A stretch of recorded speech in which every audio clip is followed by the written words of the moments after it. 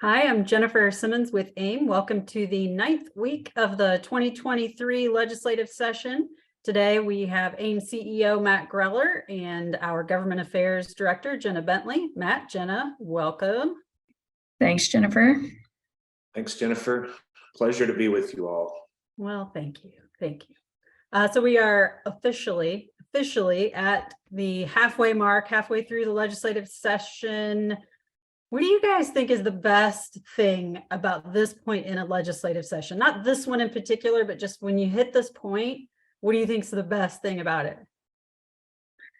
Well, for me, it's going through our bill tracking list and crossing off the hundreds of bills that didn't move. There's just something very therapeutic about it, and it helps, know what we're going into the second half with. So that was a good feeling over the last couple of days. Yeah, clarity. I think, it's a lot easier to talk to, I was at a number of mayor's roundtables in the last week or so, and it's a lot easier to talk about what's really moving, what's not, where to focus energy and effort, things like that. So I said, just, membership in general, it's easier to communicate what's happening and what's likely to happen in the remainder of the session. Right. Yeah, that makes sense.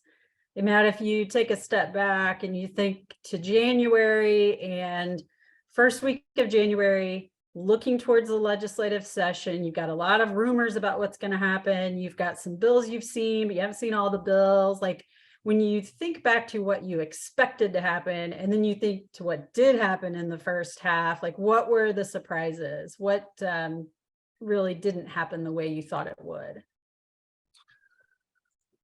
No huge surprises on that front. I think Jenna and the team did an outstanding job of pushing back some legislation, particularly related to TIF, that I'm sure we'll get into here in a little bit. But, I wouldn't say that I was surprised by that by any stretch of the imagination. I'm very pleased with it.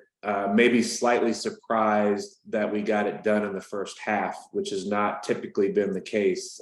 So that's a really good outcome. I think it allows us now to focus a lot of attention on the property tax discussion, the Public Health Commission findings and initiatives that are in various bills in the second half.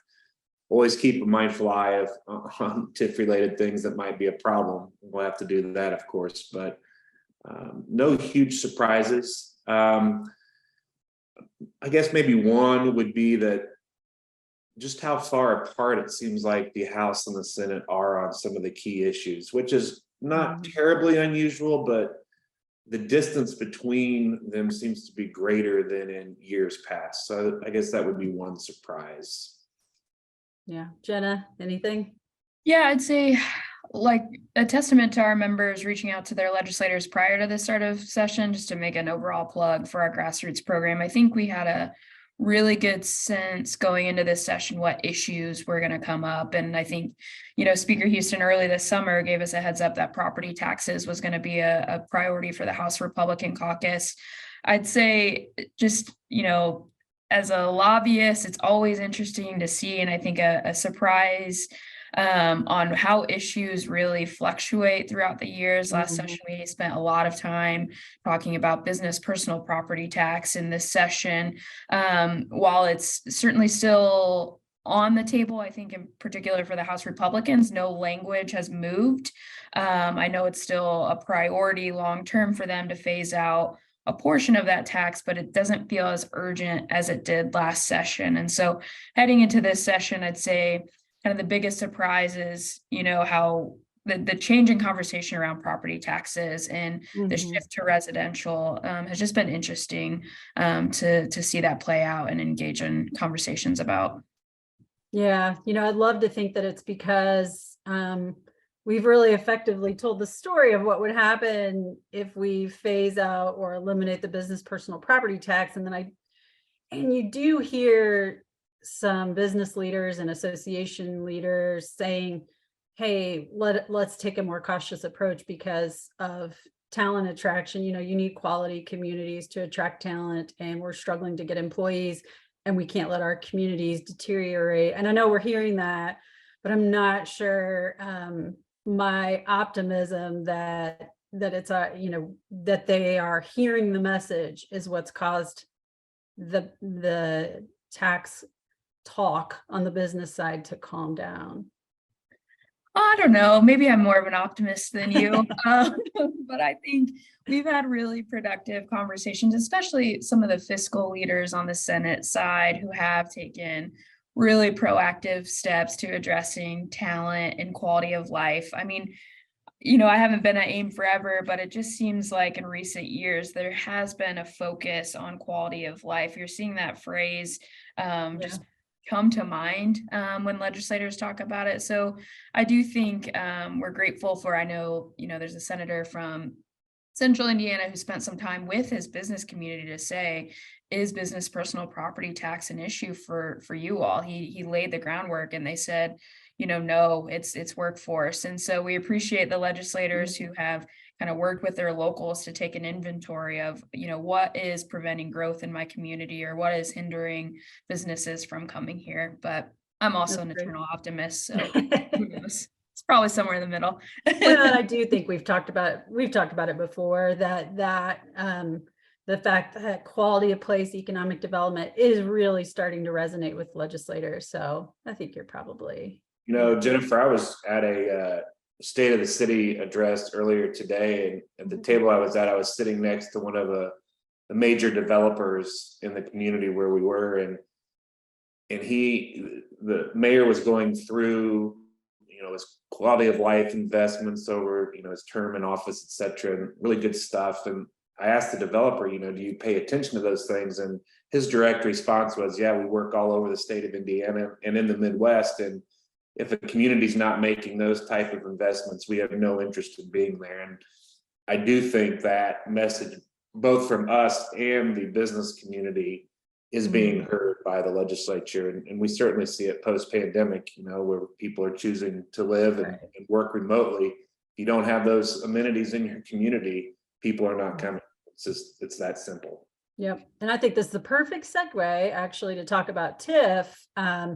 We have engaged aggressively, I would say, in the first half of a legislative session. Don't normally see a lot of action alerts in the first half of a session. They do happen, not as common. And we've really been getting the message out with some concerns over TIF and language in House Bill 1085. And Jenna, without taking a deep dive into it, maybe talk about what some of those serious concerns were about House Bill 1085, and then get into the fate, which Matt alluded to earlier, if you don't mind. Yeah, absolutely. So 1085, first and foremost, there were a lot of amendments, a lot of different versions of the bill, but ultimately kind of consistent throughout was a requirement of a pass-through for TIFs moving forward. And it wasn't just a pass-through of AV, it was a pass-through of cash first to schools, and then schools and public safety, and then just public safety. And so for us, that becomes problematic in that, the cost of the project is going to be the cost of the project. And once you start opening the door to pass-throughs or automatic releases of AV, it can impact the scale of the projects. And TIF really is the economic development tool that municipalities have to encourage new businesses to attract here. And it really does help transform communities. So anytime you start putting in these guardrails or new requirements, it just makes it harder for the tool to use. Another concept that was consistent throughout was changing the makeup of the RDC. At first, there was an effort to add a voting school board member to the RDC, removing one of the mayor's appointments. And then I think in the final form of the bill, before it wasn't called down, was an even RDC, 2 members appointed by the mayor and 2 appointed by the council. And we're just talking about really the priority of most administrations really has to center around economic development. So tying up that tool would have been really problematic for our cities and towns. So those were the concepts that were consistent throughout. Again, there were different iterations. And so we worked this bill aggressively when it was first heard in Ways and Means, and I just started to get the sense that there was some hesitation because, like we said, I do think there's been general buy-in and a testament to our members for inviting their legislators to ribbon cuttings, to events to see the fruit of what TIF can do for a community. And so even though the bill passed out of committee initially along party lines, essentially, I knew there was some hesitation. And so with so many freshman legislators too, we just knew that we couldn't take this for granted, that we needed to have conversations with these newer legislators who may not have engaged on a TIF bill yet in the legislative process. And so we let our members know, gave them plenty of updates on where the bill was going, and just saw kind of over time hesitation to impact a municipality's ability to use TIF, which was really encouraging and ultimately landed us in the spot where the third reading deadline was this Monday. Representative Cherry didn't call the bill down, which means it ultimately died for the first half. So even though you didn't see a yes or no vote because it didn't meet that deadline, the bill didn't move forward. I mean, great work by all. And of course, you know, how the process works, you have to watch for that language going forward. You know, there can be little, you know, ways to slip things in, so we'll be vigilant. But this, I mean, it's huge news and well done, I'd say. Matt, you hear from our members via text message, email, phone call. You are in constant communication during the session. What were you hearing leading up to the vote on 1085? I mean, was there deep concern, mild concern? Oh, deep concern for sure. And Jenna might jump through the screen and punch me in the face when I say this, but I'm really happy this bill was debated and brought forward. And here's why. Just pull the curtain back a little bit. So you have a bill that is very concerning to cities and towns, our members, a lot of problematic components that Jenna just covered, comes out of Ways and Means with a fairly strong level of support. It gets to the House floor and we go into action. The bill stalls early in the week of debate. It was taken back, you know, just sort of pulling the curtain back here. It was taken back to second reading and changed to try to get more votes to support it. And then it still died on the calendar and was never called down because there wasn't enough support on the floor. And that is a real testament, I think, to not only Jen and the team telling the story, but our members telling the story. And it's exactly what I heard. The response was excellent. It was thoughtful. It was not, you know, aggressive. You know, what are you doing? You silly legislator type of stuff. It was, look, these are the projects that are happening in my community. This is why this is so important. And this would not happen without this tool. And it worked and won the day. Which so far, knock on wood, of course, Right. But it was just a really good case study of how our membership can be very influential in the process and really have a stake in what the eventual outcome is.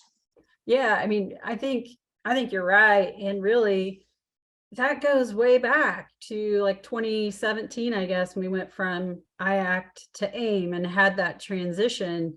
It was a really thoughtful transition of not just our name.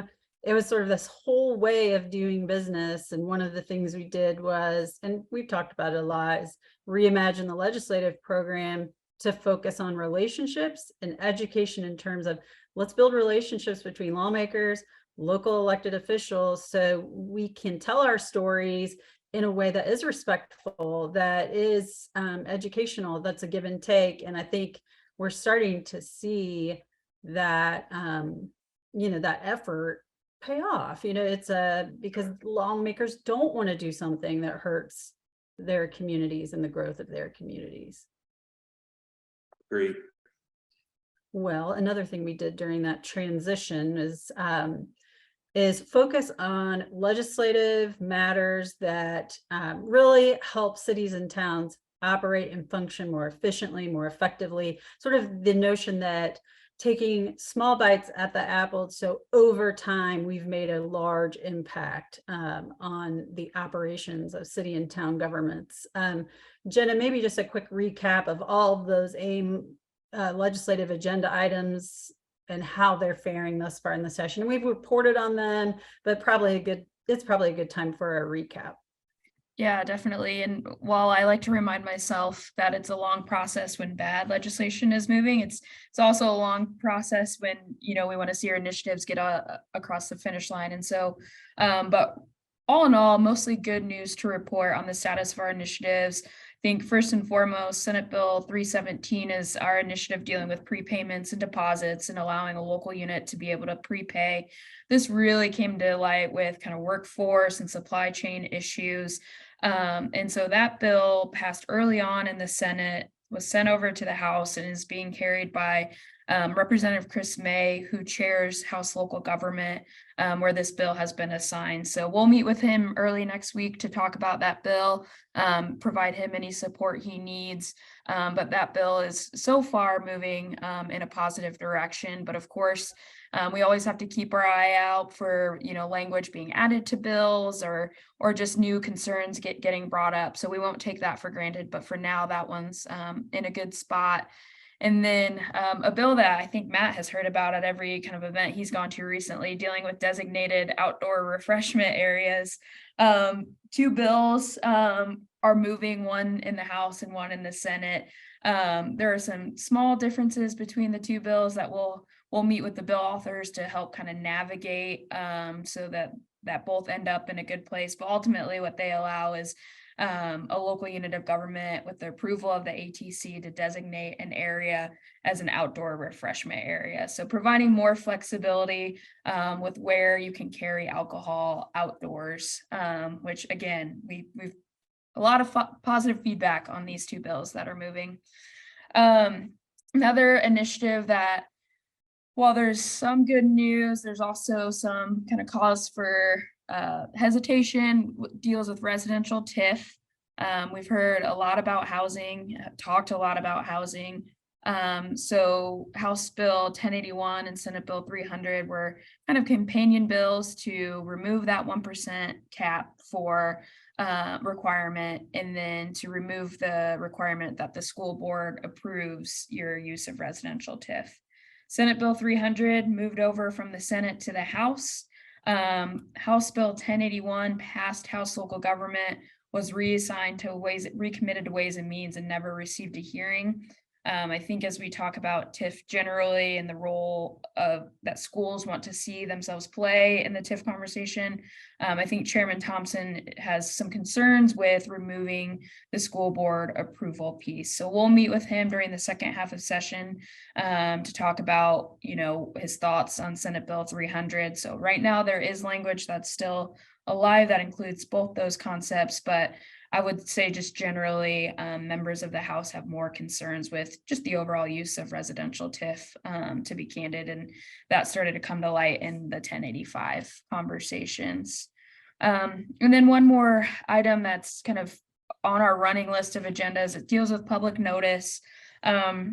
Unfortunately, the bill on the House side that would have allowed local units to publish their notices online was turned into a summer study committee during the committee process. And so it's moved over to the Senate. Senator Buck, who has carried legislation in the past to modernize public notice, is the bill author. So again, we'll touch base with him on it. We're happy to participate in a summer study committee. I mean, just today, Chris, our government affairs manager, got a call about a local newspaper that hasn't been able to publish their notices. So it is a very real issue. It's just been slow to get it into final form. So if the summer study committee does pass, we'll be participating in that and just encouraging continuing modernization of how those are published. All right, so you're heading into the second half next week. We've talked a lot about the first half. Before we wrap up, and Jenna, to use your word, what makes you optimistic about the second half, and then what makes you nervous about the second half? Now you have time to think of yours. Well, what makes me optimistic is just, I'd say generally the grassroots efforts we've seen play out during the first half is that legislators are generally receptive to the feedback they're getting from their members. And so I know we'll continue those efforts. And I think that'll be crucial during the second half, because what makes me most nervous is just the broad conversation we're going to have on property taxes. And still there's the question of what is going to be the statewide response when tax bills go out in April, and what's going to be the legislative response. And so without like the data now to know, I think it makes it hard to know where the General Assembly is going to go in response. So but again, we'll need full kind of member engagement and participation on that topic. Yeah. You know, I would say anytime it's a budget session like we're in now, what you'll see in the second half is that the budget will be briefly debated in the Senate. They'll pass the budget, which will be a little bit different than the House version.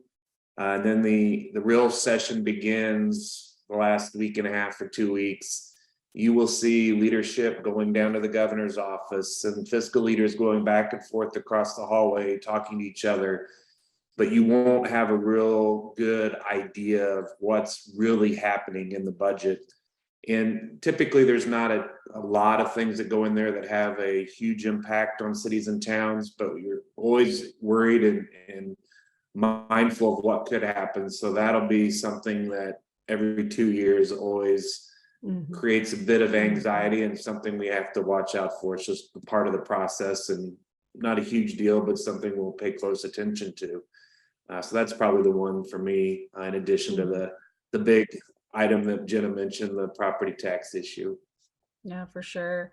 Jenna mentioned earlier that one of the best parts about this time is that the tracking list gets smaller. So that's exciting news. So when you click on the tracking list at the bottom of the legislative summary to see what we're working on, that list is going to be smaller, but you still need to look at it because, as amendments come in, those bill digests change. So it's important to continue looking at the tracking list every week.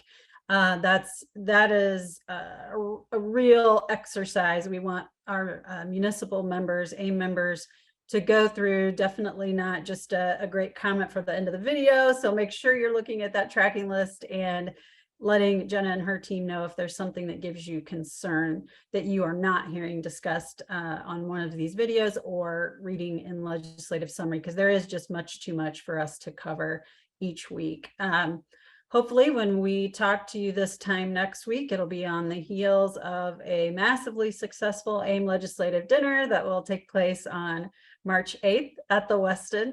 We are essentially sold out for that event. We're really excited to welcome Governor Holcomb, Lieutenant Governor Crouch, our keynote speaker, Catherine Laughlin, and we will report back next week on the dinner and let you know how that first week back after the legislative session went for cities and towns. We will see you next week. Thanks, guys.